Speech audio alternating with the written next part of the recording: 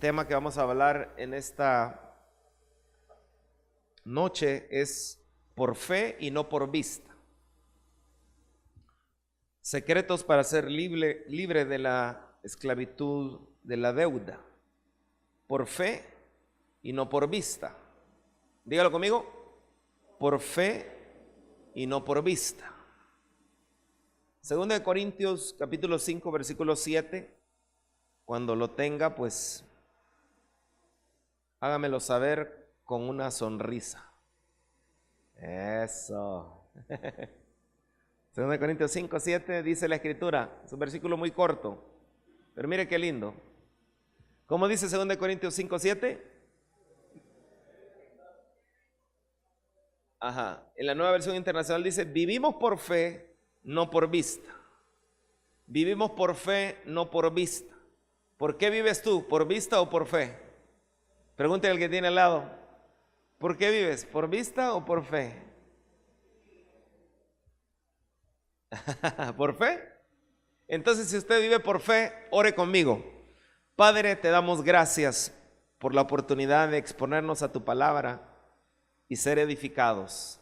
Espíritu Santo, gracias por tu presencia, por tu fidelidad que nos va a llevar más allá de lo que podemos imaginar. Gracias porque nuestra mente se queda corta, nuestra mente es negativa muchas veces, pero tu fidelidad nos lleva más allá y son tus promesas las que queremos confiar y creer. Es tu fidelidad en la cual nos amarramos, Señor, abrazamos y nos metemos de lleno, Señor. Hoy suplicamos que traigas revelación, que, Señor, que la palabra no regrese vacía, que tu palabra, Señor, sea sembrada en buena tierra.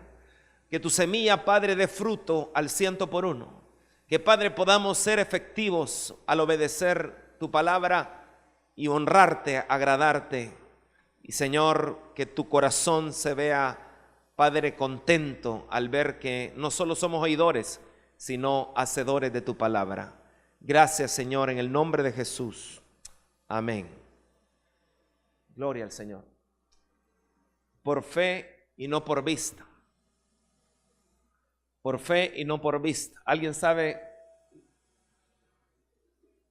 el dibujo que tenemos ahí? ¿A quién está haciendo referencia? ¿Alguien sabe a quién se refiere eso?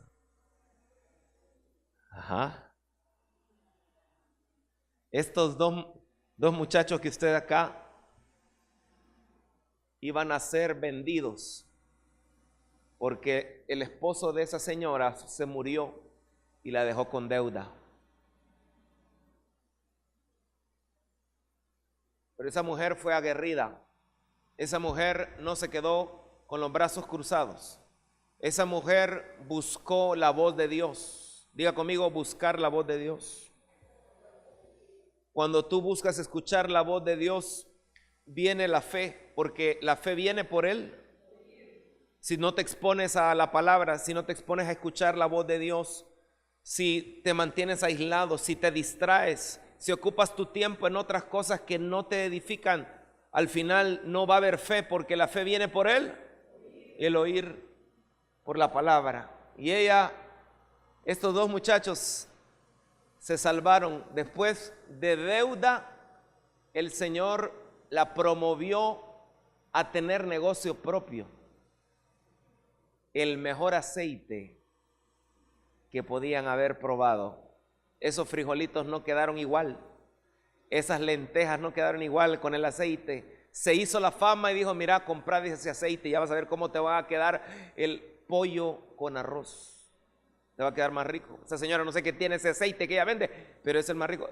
Y ese mismo señor que le dio un negocio de aceite y le dio pensión para toda su vida, después de estar en pobreza extrema, al punto de tener que vender a sus hijos para pagar la deuda, no solo se quedó con sus dos hipotes, tremendos estos bichos, sino le dio un negocio en el cual Dios se encargó de todo, no se esforzó mucho. Esta noche es profética. Yo desato negocios propios para aquellos que han estado pidiéndole al Señor no depender de una esclavitud. sino creen que Dios es suficiente y como la viuda los va a sacar de deuda, de saldo rojo a saldo positivo, porque van a vivir con los principios del reino de Dios. Y esta hora yo quisiera que usted entendiera que esta viuda nos enseña que se vive por fe y no por vista.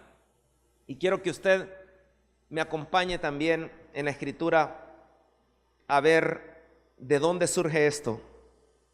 La pregunta para comenzar sería: ¿cómo sé que estoy viviendo por fe y no por vista?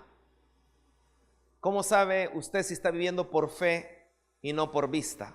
En Habacuc capítulo 2, versículo 4, dice en la Biblia textual: he aquí aquel cuya alma no es recta, está envanecido, pero el justo por su fe vivirá.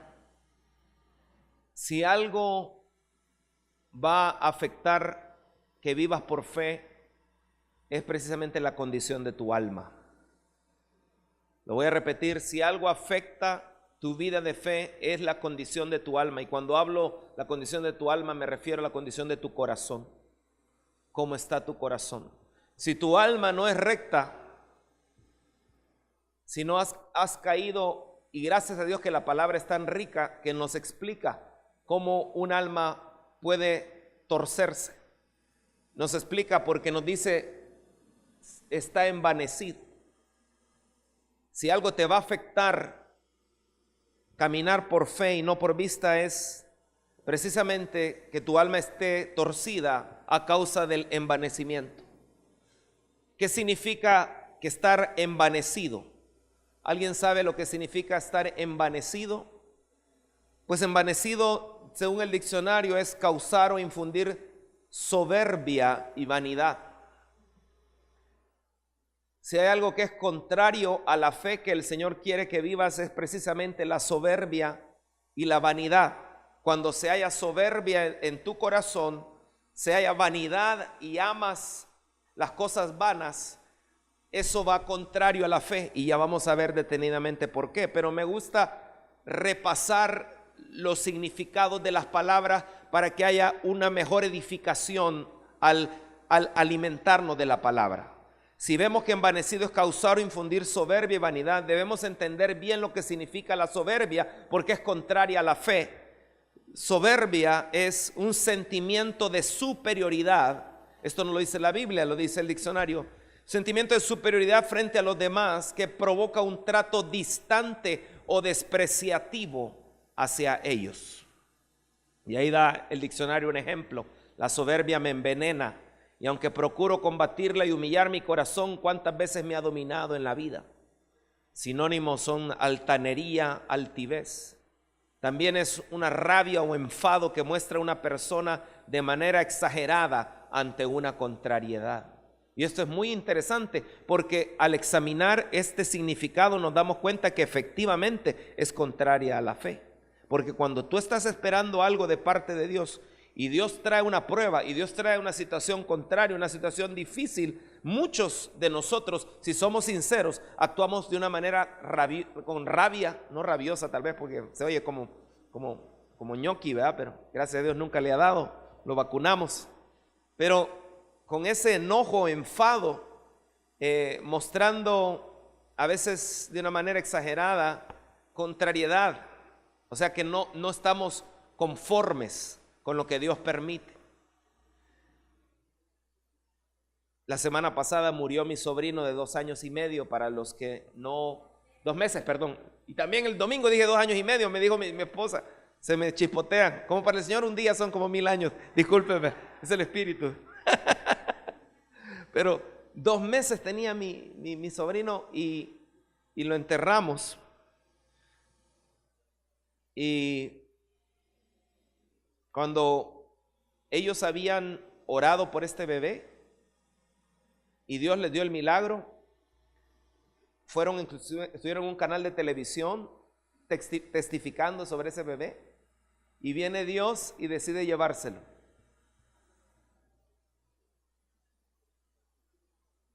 ¿Qué cosas tiene permiso el Señor para hacer con nosotros y qué cosas no?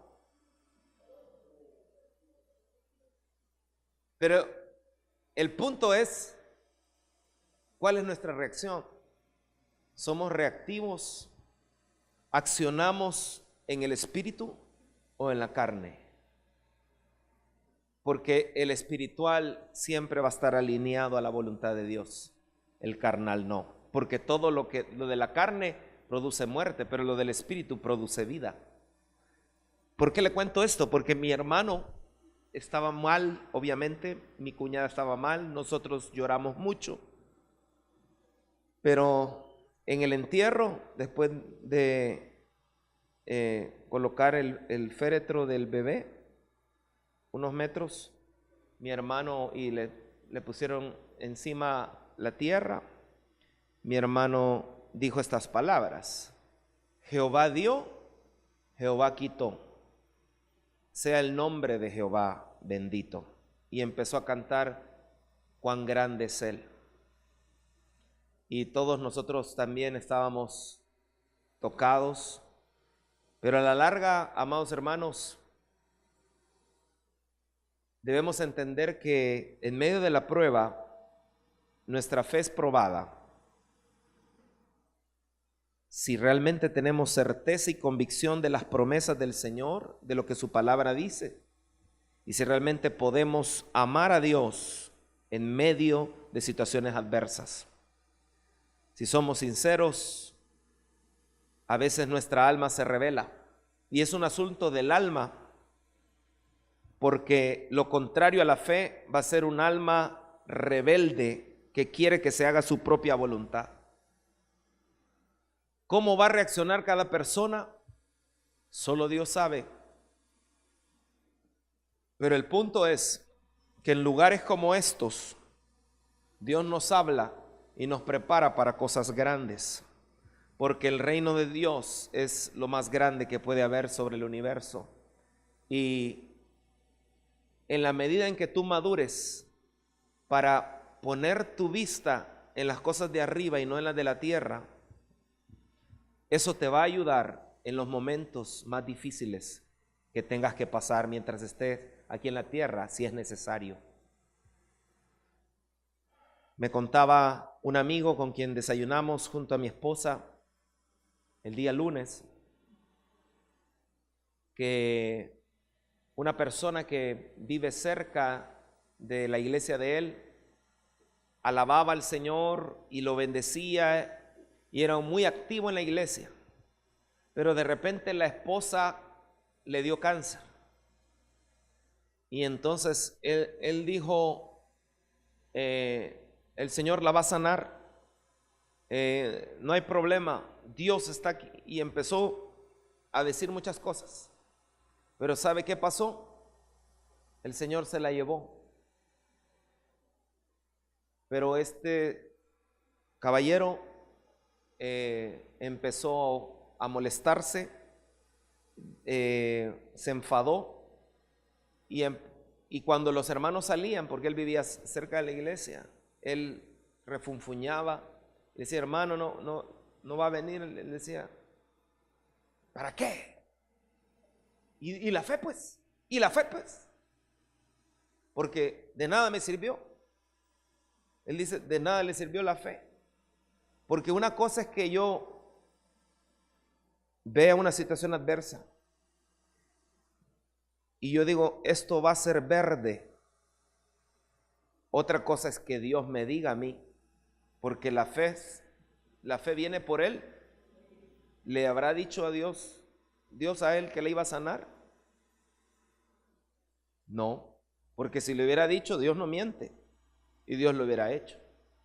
Pero si Dios permaneció en silencio y simplemente lo hizo porque los tiempos son de él, ¿cómo reacciona? Ahí se va a ver realmente cómo está de torcida nuestra alma o si está verdaderamente alineada al propósito. También dice, el justo, aquel cuya alma no es recta, está envanecido, pero el justo por su fe vivirá. Envanecido entonces es causar o infundir soberbia y vanidad. Pero ¿qué es vanidad? ¿Qué es vanidad? Oh, hermano, es un espejito que ocupan las hermanas para... No es esa vanidad. El diccionario dice, vanidad es el orgullo de la persona que tiene en un alto concepto sus propios méritos y un afán excesivo de ser admirado y considerado por ellos. Esto es bien interesante, mi amado hermano, porque estamos viendo lo que es contrario al vivir por fe. Cuando vives por vista, cuando hay una prueba, surge la soberbia. Cuando vives por vista, cuando hay una prueba, surge vanidad, orgullo.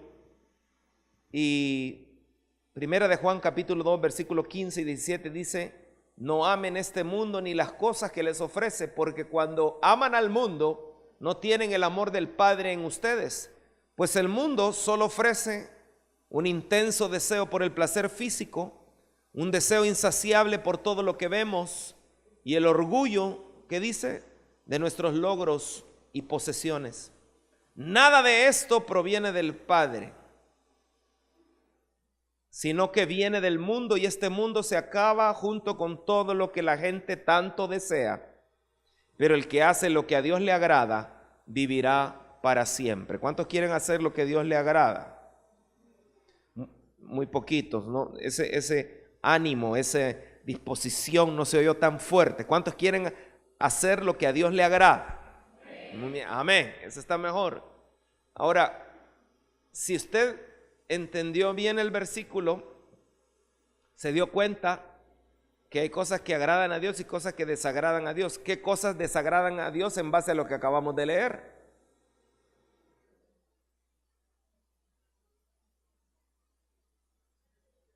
Intenso deseo por el placer físico, deseo insaciable por todo lo que vemos, orgullo de nuestros logros y posesiones. ¿Por qué será que eso es del mundo, eso se acaba y eso Dios nos dice que no lo amemos? Porque todo esto es idolatría. Si un problema tenían el pueblo de Israel en común era la idolatría. ¿Y a quién es la idolatría? Según esto, intenso deseo por placer físico, deseo insaciable por todo lo que vemos, orgullo de nuestros logros y posesiones. Diga, de mí, yo soy el ídolo, y Dios no comparte su gloria con nadie. Por eso no podemos amar al mundo. No puedes abrazar vanidad, porque todo lo que usted tiene, todo lo que puede llegar a ser, todos los logros, todas las posesiones que usted pueda tener, es porque hubo alguien allá en el cielo que dio permiso y le dio a usted esos dones para poder hacer lo que llega a tener. Por eso no puede tener gloria humana, no existe tal cosa, porque nadie puede crear ni su propio oxígeno siquiera, ni sus células. Por eso es que no debemos amar al mundo, y eso es exactamente contrario a vivir por fe. En el contexto donde aparece este versículo que acabamos de leer, en nuestro versículo clave en esta exposición de la palabra, en Habacuc 2:4, he aquí aquel cuya alma no es recta está envanecido, pero el justo por su fe vivirá. Ahí pone las dos contrapartes: el justo que vive por fe y aquel cuya alma no es recta y que está envanecido. Entonces, de alguna manera debes estar en alguno de los dos caminos. Todo ser humano está en alguno de los dos caminos. Si no tiene a Cristo, está envanecido, está en ignorancia, su alma no es recta. Y si tiene a Cristo pero no lo obedece, no viene a la iglesia pero no le interesa hacer lo que la palabra dice, o no cree, o cree a medias, o en el momento de la prueba su alma deja de creer y ya no glorifica al Señor, porque debemos entender que no todos reaccionan igual. La esposa de Job, hubo soberbia en ella, actuó de una manera envanecida, contraria a la fe, porque ella dijo: maldice a Dios y muérete. Pero Job se mantuvo creyéndole al Señor, y al final Dios lo respaldó. La Biblia dice, y yo quiero que usted note el contexto en el cual aparece en Habacuc capítulo 2 versículo 4 para entender mejor este tema. se va a dar cuenta cómo también el alma que no es recta tiene unas características. Habacuc 2:6 dice: no han de levantar todos estos refranes sobre él y sarcasmos contra él. Dirán: ay del que multiplicó lo que no era suyo. ¿Hasta cuándo había de acumular sobre sí prenda tras prenda? ¿A qué se refiere esto con lo que no era suyo? Debemos entender que cuando tú vives por fe, cuando tú estás caminando agradando a Dios, porque sin fe es imposible agradar a Dios, entonces una de las características es precisamente cómo tú manejas el tema de las finanzas y cómo te afecta en tu vida el manejo de los recursos que Dios trae a tus manos. Esto es tan espiritual que el Señor habló en diferentes oportunidades acerca de las finanzas de los hijos del Señor. Y en el contexto de Habacuc 2:4 nos damos cuenta que está hablando también de la deuda, porque en el versículo 7 dice: de repente tus deudores tomarán medidas, se volverán en tu contra y te quitarán todo lo que tienes, mientras que tú te quedarás temblando e impotente. Mire qué interesante esto, porque un alma que no es recta y es envanecida, nos describe aquí que tiene unos frutos, y es que era una persona que se había endeudado.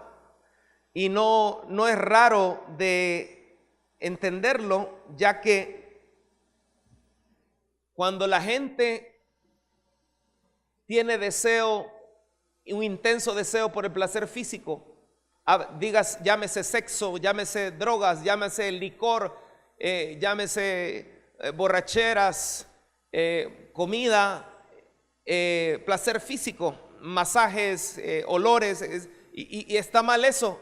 Lo que está malo es el intenso deseo que controla tu cuerpo. Y dice: deseo insaciable por todo lo que vemos y orgullo de nuestro logro y posiciones. Estas tres cosas, que el deseo de los ojos, deseo de la carne y vanagloria de la vida, todas estas tres cosas hacen que la gente se endeude. Y es contrario a la fe, ya vamos a ver por qué. Entonces en Habacuc está diciéndole: aquel cuya alma no es recta está envanecido. Y mire, ay del que multiplicó lo que no era suyo.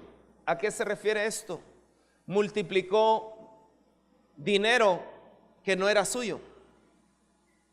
¿Hasta cuándo había de acumular sobre sí prenda tras prenda? Es decir, que utilizaba eso para acumular para sí mismo. El Señor Jesús dijo que la vida del hombre no consiste en la abundancia de los bienes que posee. Pero de repente le dijo: tus deudores tomarán medidas, se volverán en tu contra y te quitarán todo lo que tienes, mientras que tú te quedarás temblando e impotente. Mucha gente hoy en día se endeuda por causa de que no está caminando por fe, sino está caminando por vista. La cultura de deuda refleja un alma no recta, que no está caminando por fe. ¿Qué piensa Dios sobre la deuda? ¿Qué cree usted que piensa Dios acerca de la deuda? ¿Por qué es importante esto? Porque si tú eres engañado a caer en la cultura de deuda y no caminas por fe, entonces, como vamos a ver más adelante, vas a ser afectado con dolores que Dios no quiere que pases, sufrimientos que Dios no quiere que pases, angustias que Dios quiere evitarte. ¿Qué piensa Dios sobre la deuda? Pues lo que Dios piensa sobre la deuda, déjeme abreviárselo en 3 letras, en 3 simples letras. Emo. Emo. ¿Qué es un emo? Esos son emos, pero no me refiero a esos emos. Por cierto, si usted ve un emo, háblele del Señor, llévele el amor de Cristo. No lo mire así sobre el hombro, sino tenga misericordia de ellos, gánelos para Cristo. ¿Pero por qué emo? Porque la E nos habla, ¿qué es lo que Dios piensa de la deuda? Que es esclavitud. El pobre trabaja para el rico, el que pide prestado seas esclavo del prestamista. Mi hermano Will, ¿puede venir por favor? Mi hermano Salvador también pudiera venir, por favor. Imagínense que el hermano Will le va a prestar a mi hermano Salvador 5 pesos. Véngase para aquí arriba. ¿Puede leer conmigo? El que pide prestado se hace esclavo del prestamista. ¿Le parece si lo leemos una vez más? El que pide prestado se hace esclavo del prestamista. ¿Usar la tarjeta de crédito será pedir prestado? Qué inteligente es usted. Ahora, haga de cuenta, pídale usted que le preste una cantidad de dinero. Le voy a dejar el micrófono para que. Hermano, ¿cómo está? Bien, hermano. Fíjese que ando un problema financiero. ¿Usted cree que no me puede hacer un favor? Dígame, ¿cómo le puedo ayudar? Usted me puede prestar $500. ¿Y solo eso necesita? Por el momento sí. Yo quiero que sea esclavo. Digamos que sáquese ahí algo. Imaginémonos que son los 500 pesos. Para ir a la muelita. Aquí van Para ir a la muela a la salida. Fíjense bien cómo están. Teniendo que estar. ¿Qué va a sacar? Solo tarjetas. Una platina. Sáquese algo ahí. Venga, la cartera. Toda la cartera. En el momento, ya le dio la cartera.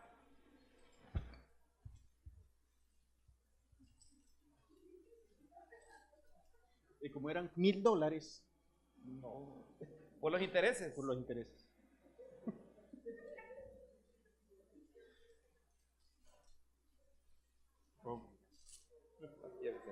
Llévese.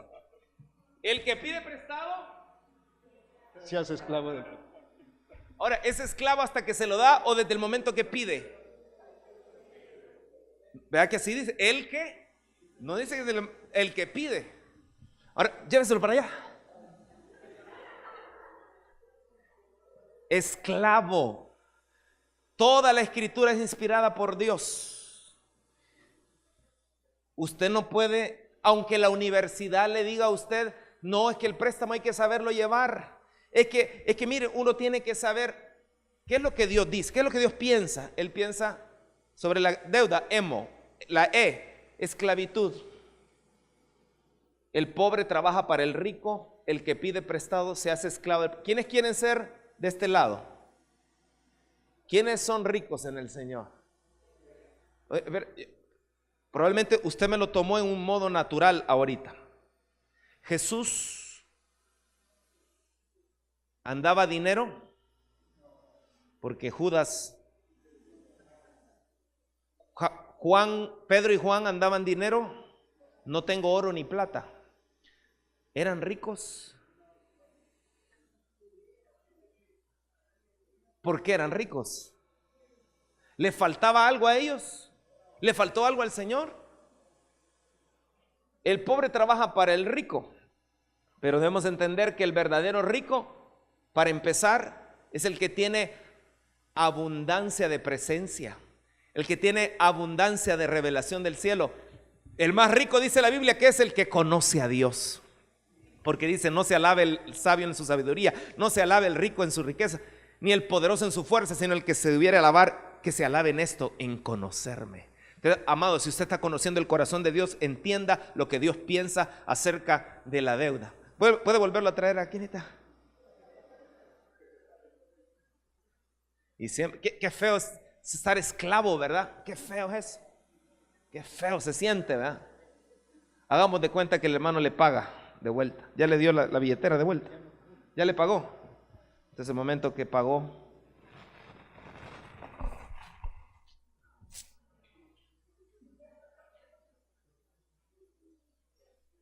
para el ñoqui después ahí. Son bromas, nunca lo hemos amarrado. Para los defensores de las, nunca hemos amarrado al ñoqui, no se preocupe. Pero oiga, el día de ayer me cae una llamada, un hermano. Habíamos acordado algo en un negocio con él y me quedó mal. Me dijo que me iba a dar algo y no me lo dio. Y entonces me dijo, llámeme al siguiente día. Le llamé al siguiente día, sonaba y sonaba el teléfono y no contestaba. Y entonces yo dije, alguna necesidad tendrá el hermano. Entonces ya no le volví a llamar. Casi 9 meses después me cayó la llamada el día de ayer y me dice, hermano, necesito que me dé un número de cuenta. ¿Por qué, hermano? ¿No se acuerda lo que habíamos pactado la vez pasada?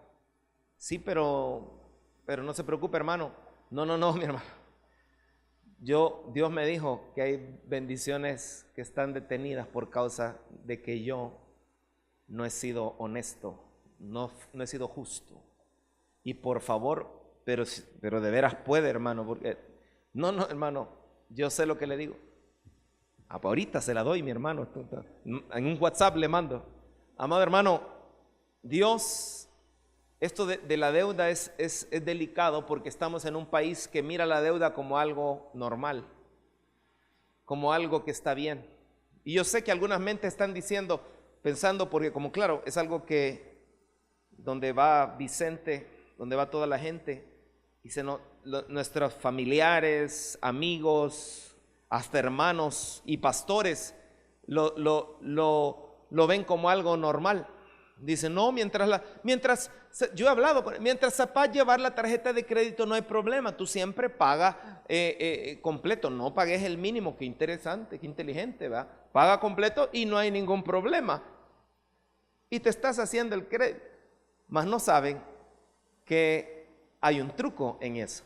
Y el truco está en que está comprobado que el ser humano va a tener situaciones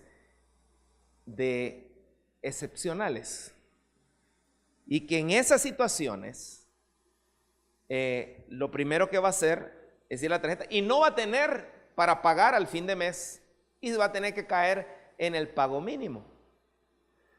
Y tengo yo, espero que mientras está eso pueda yo presentarle acá en pantalla. Déjeme, le voy a poner aquí en pantalla.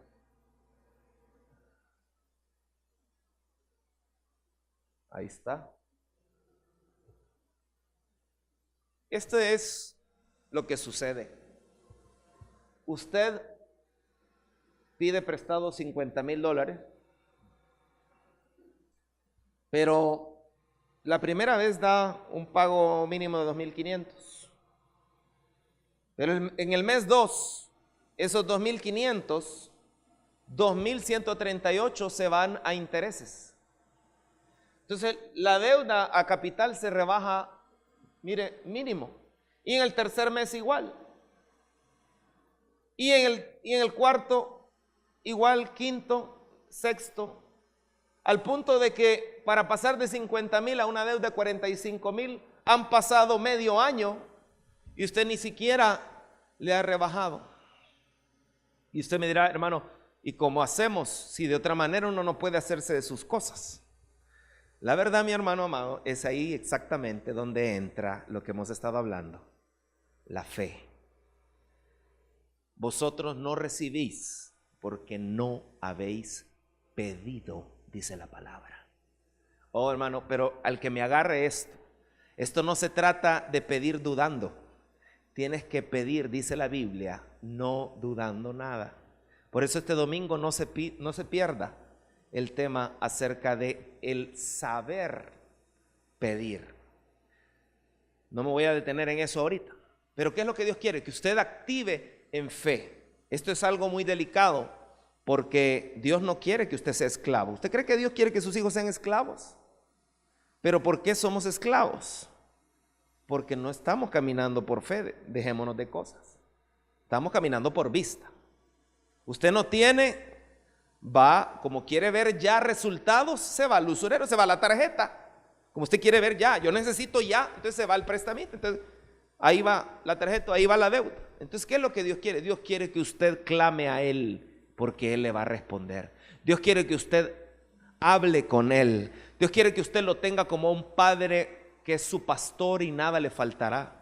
Dios quiere que usted, su relación, examine su vida de oración, su vida de comunión, su plática con el Señor. En todo, usted tiene que involucrar al Señor para que verdaderamente camine por fe y no por vista. Pero ¿qué es lo que pasa? Muchos de nosotros estamos esclavos y Dios no quiere que estemos esclavos. De hecho, la Biblia dice, no os hagáis esclavos de los hombres. Todo ser humano es esclavo de algo, eso sí es cierto. Pero nosotros, Dios quiere que solo seamos esclavos por amor de Jesucristo, no esclavos de los hombres.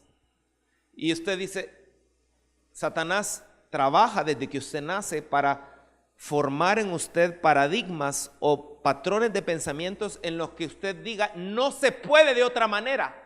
Solo con la deuda se puede, y no es así. El Dios que hemos creído, el Dios que estábamos cantándole, el Dios del cual hemos venido a recibir el alimento, es el Dios que abrió el mar rojo. Es el Dios que dice la Escritura que hizo descender fuego del cielo. Es el Dios que detuvo la tierra. Es el Dios que resucitó a Lázaro. Es el Dios que resucitó el mismo Señor Jesucristo. El Dios que dice la Biblia que mandó 10 plagas sobrenaturales. Ese Dios sobrenatural es su Padre, y es ese Dios sobrenatural el que quiere que usted pase de lo natural a lo sobrenatural, aún en el área de sus finanzas, y que usted empiece a ver la gloria de Dios. Y sabe que yo estoy viendo muchos ojos acá que van a testificar de esto, porque el Señor quiere estar en todas las áreas de su vida, porque Dios lo ha traído acá para hacer un testimonio vivo de su poder y de su gracia, y aún en eso usted va a brillar. Y cuando le pregunten qué pasó y cómo hizo y cómo salió no lo hice yo, lo hizo Él por mí. Yo solo clamé a Él, yo solo le creí a Él, yo solo obedecí su palabra y Él actuó a mi favor. Dios es un Dios que paga deudas. Conozco mucha gente que ha salido de deudas y nosotros somos testimonio de eso también. Pero tiene que haber convicción en tu corazón de esto. Si tú abrazas el paradigma y dejas tu anatema ahí en tu mente, no es que mi mamá me dijo, mi papá me dijo que solo así, y si tú dejas ese anatema en tu mente, allá tú. Pero este es para aquellos que van a destruir todo anatema de paradigmas mentales y abrazar lo que la palabra del Señor establece. El pensamiento del Señor es mi pensamiento. Lo que Él diga es lo que yo voy a obedecer. Y como Él mira las cosas es como yo las voy a ver. No como mi maestro de sociales, mi maestro de economía. No es como mi abuela Chana lo diga. No es como la Gladys me diga, sino como el Señor ha dicho en su palabra que esto es así. También porque la M nos habla de maldición. Deuteronomio 28:15 dice, pero si te niegas a escuchar al Señor tu Dios y no obedeces los mandatos y los decretos que te entrego hoy, caerán sobre ti las siguientes maldiciones y te abrumarán. Dice el 44. Empieza una lista de maldiciones, pero una dice, ellos te prestarán dinero, pero tú no tendrás para prestarles a ellos. Ellos serán la cabeza y tú serás la cola. En la historia del hijo pródigo, la historia del hijo pródigo es la historia de un hombre que tenía un alma torcida. Habacuc, capítulo 2. Aquel cuyo alma no es recta está envanecido, pero el justo por su fe vivirá. El hijo pródigo es un ejemplo de alguien que estaba envanecido y no estaba caminando por fe, estaba caminando precisamente por vista. Él anhelaba los deseos de sus ojos, deseos de la carne, vanagloria de la vida. Eso es precisamente donde el pródigo estaba metido. Él no agradó, él estaba involucrado en todo aquello que Dios aborrece, porque él amaba al mundo. Y el Señor ha dicho en su palabra, no améis al mundo, porque el mundo pasa y sus deseos, pero el que hace la voluntad de Dios permanece para siempre. En primer lugar, si quieres ver las cosas como Dios lo mira, tienes que ver el préstamo, la deuda, el vivir endeudado, número uno, como una esclavitud que te encadena, pero también tienes que verlo como una maldición. ¿Usted cree que Dios nos quiere en maldición? No, es que en Cristo todas las maldiciones han sido rotas. Qué bonito se oye. Y lo vas a oír de púlpitos. No, es que ya vine en Cristo y todas las maldiciones han sido rotas. ¿Estás en deuda? Sí. Pues la Biblia dice que son maldiciones.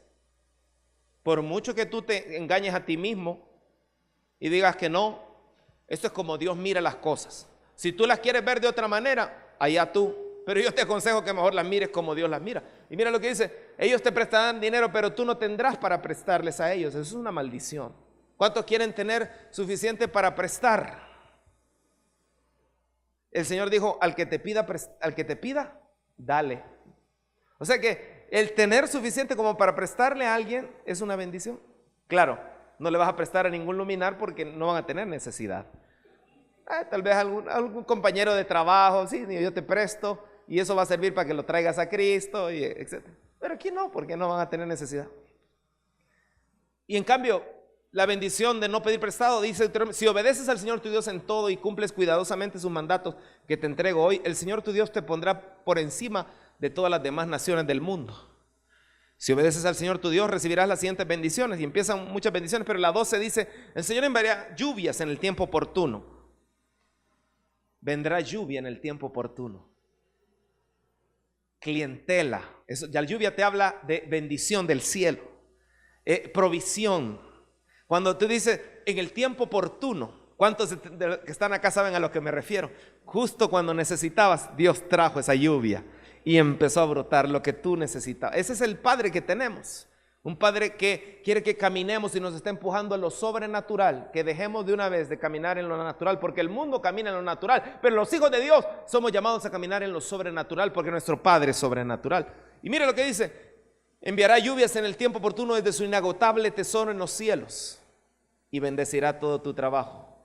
¿Cuántos ya se dieron cuenta que no se refiere a lluvia natural?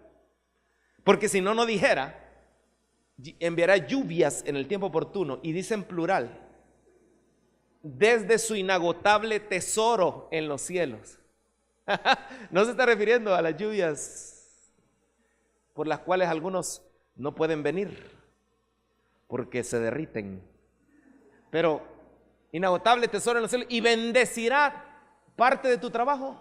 No, todo, dice, todo tu trabajo. Dios, si es que Dios no da las cosas a medias, Él quiere bendecir todo tu trabajo. Pero mira lo que dice, tú prestarás a muchas naciones, pero jamás tendrás necesidad de pedirles prestado.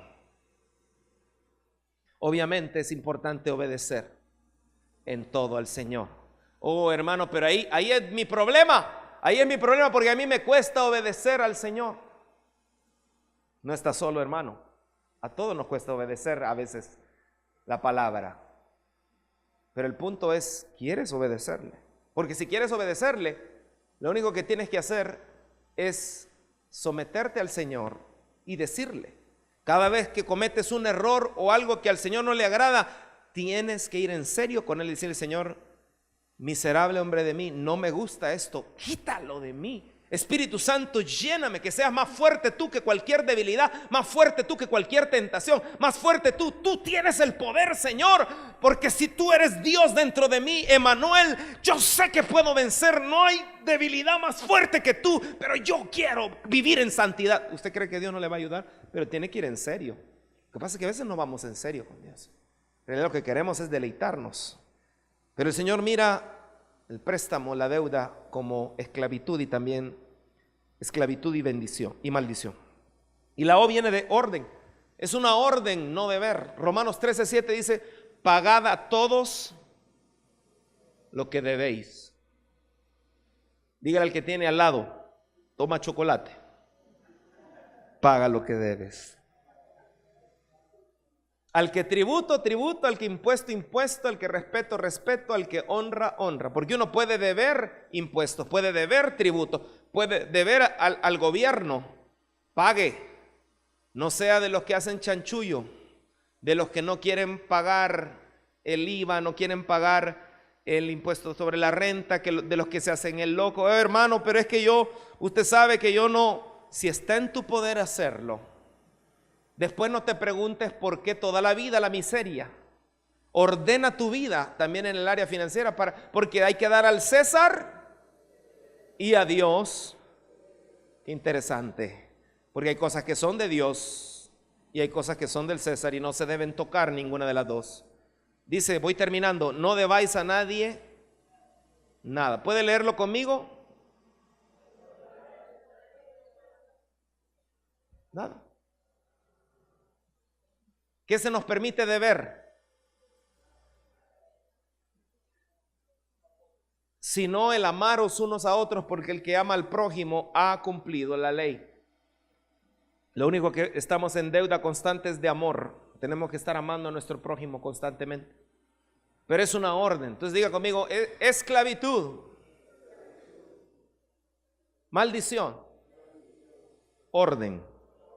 ¿Por qué debo yo ver la deuda, los préstamos como Dios lo mira? Porque si lo miras como hijo de Dios, como Dios mira las cosas, ya la hiciste. Si empiezas a caminar en esa ruta que el Señor está trazando delante de ti, y hermano, ¿y cómo le hago? Pero si para comenzar mi empresa yo necesito un capital, ahí es donde entra la fe.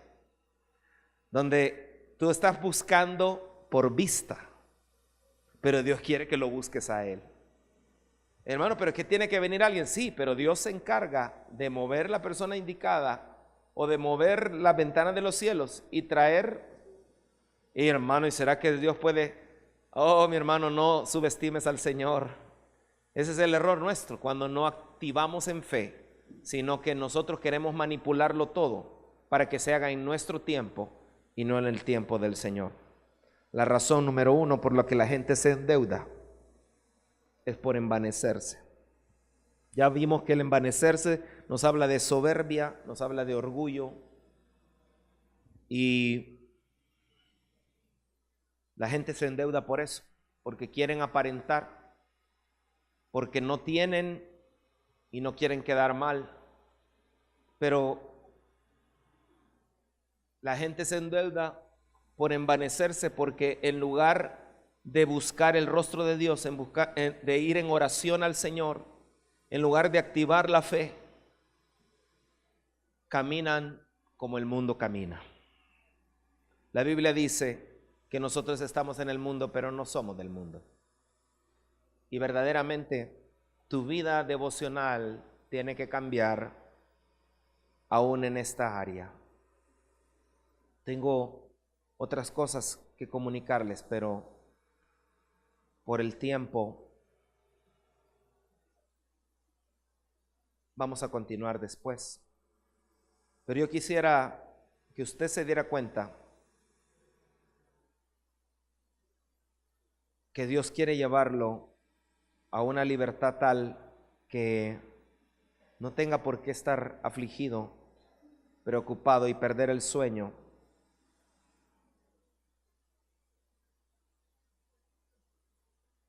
por malas decisiones, por caminar por vista y no por fe. Cuando una persona está envanecida y está pasando por una necesidad, Dios puede traer a alguien y decir, hermano, ¿cómo está? Y Dios quiere ayudarle a través de ese hermano. Pero el hermano le dice, bien hermano, prosperado, bendecido y en victoria. Y es falso, es una farsa, no está así. Si fuera honesto diría, hermano, clamándole al Señor, porque tenemos que cubrir algo y no tengo. Estaba con mi esposa en un congreso de adoración y alabanza donde el Señor nos llevó de milagro. No teníamos para el pasaje, no teníamos para el congreso, no teníamos para el hotel, y todo fue el Señor abriendo puertas. Nos regalan los pasajes American Airlines, nos dan beca, milagro tras milagro. Una hermana nos dice, deme el número de su cuenta para que usted con su tarjeta pague el hotel. Yo le voy a depositar. Pero a la hora de ir a pagar y usar mi tarjeta, porque la de débito sí se puede, mi hermano, ahí sí, no hay problema, porque no está debiéndole, ellos le deben a usted. Pero hermano, no había, no pasó la tarjeta. La hermana no había depositado. ¿Cómo hacemos? Dejé empeñada a Cheli. Me fui a otro hotel que estaba, donde fue el evento. Estábamos en un hotel a la par del evento. Y encuentro un africano ahí, otro ministro que estaba ahí. Y yo estaba, me notó mi preocupación. Me dijo, hermano, ¿cómo estás? Y no le dije prosperado, bendecido y en victoria. No, que le abrí mi corazón y dije, hermano, fíjate que sucedió esto, estamos, y no sé cómo la tarjeta no pasa, pero, y sabe, él no tenía dinero para darme, pero lo que tenía me lo dio. Hermano, ven para acá. Nos juntamos las manos y empezó a orar, hermano. Padre, en el nombre de Jesús, tú eres el que abre las ventanas de los cielos. Señor, todo el universo se mueve a tu sola voz. Señor, tú dices y está hecho. A tu sola voz fue creado todo lo que existe. Y ahora en el nombre de Jesús, y empezamos a orar, hermano, y empezamos a desatar, hermano. Y yo regreso a donde Cheli, y está con una cara bien contenta. Mira, dice que ya pasó la tarjeta. ¿Qué fue lo que movió eso? Lo mismo que se va a mover en su vida, amado hermano. Lo mismo que Dios va a desatar en su vida. Usted ha soñado por tener algo propio, y es el Dios que hizo los cielos y la tierra ha permitido que no haya podido hasta ahorita, porque lo está madurando y preparando para no caminar por vista, sino por fe. Cierre sus ojos por un momento.